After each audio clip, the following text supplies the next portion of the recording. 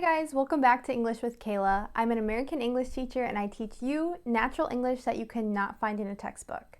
Today's lesson is all about the advanced English words that sound the same but are spelled differently and have different meanings.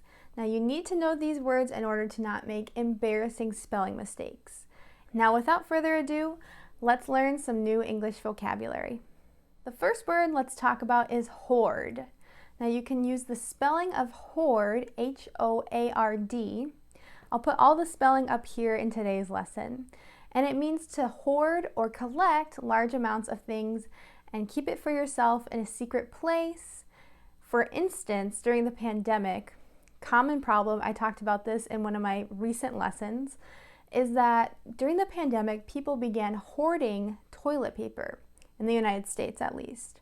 That means they bought it up so quickly that people couldn't find it in the stores. The other spelling of hoard can also mean that it's a large group or crowd of people, and you can also use it to describe a large pack of animals or a horde of animals. Here's an example sentence. The old woman had a horde of cats in her house. It's terrifying. Let me know in the comments if you have ever heard of a horde of cats. The next word that's spelled two different ways is illicit. Now the first meaning of illicit is did you elicit a response? So this means did you produce something, especially information or a reaction? For instance, did you elicit a response from the customer? Or did your email elicit a response from the customer? Illicit can also mean that something is forbidden by law or by rules or custom. For instance, we always say illicit drugs. That means illegal drugs, or illicit materials are not allowed on airplanes. This means like fire hazards, bombs, obvious things like this, weapons. They're all illicit or illegal. Weather versus weather. This is a common spelling mistake that many Americans make. I'm sure many English speakers across the world also get these two spellings confused of weather. The first spelling of weather is how it feels outside. So the temperature, the wind, and precipitation.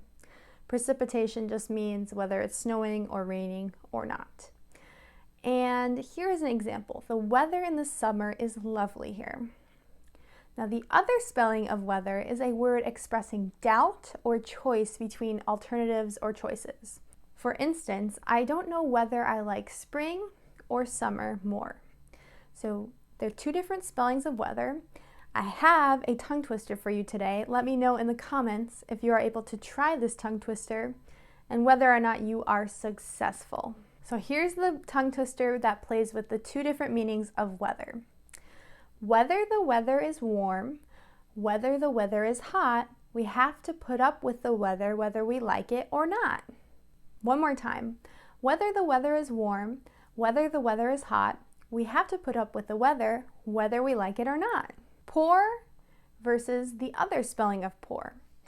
If you are poor, you are lacking enough money to live comfortably, or it can also mean that you have done a poor job. That means you haven't met the standard. The other spelling of poor means that there is a liquid that's running or flowing rapidly. So I poured a glass of milk. Water poured off the waterfall and into the lake. Stationery versus stationary.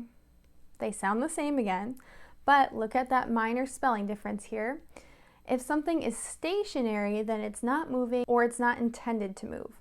For instance, a stationary bike is the kind of bike that you ride indoors at a gym. You stay in the same place. Maybe you watch TV while you're on the bike, or maybe you're taking a spinning class, as we call it here in the United States, which is just a class on a stationary bike.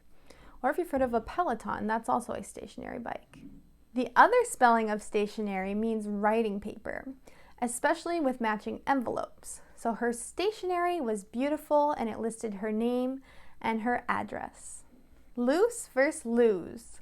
So these sound maybe slightly different depending on where you're from and how you say them, but they really sound similar. So loose means that something is not firmly or tightly fixed in place, so it can be detached. For instance, the young girl had a loose tooth. That means your tooth is coming out, it's loose.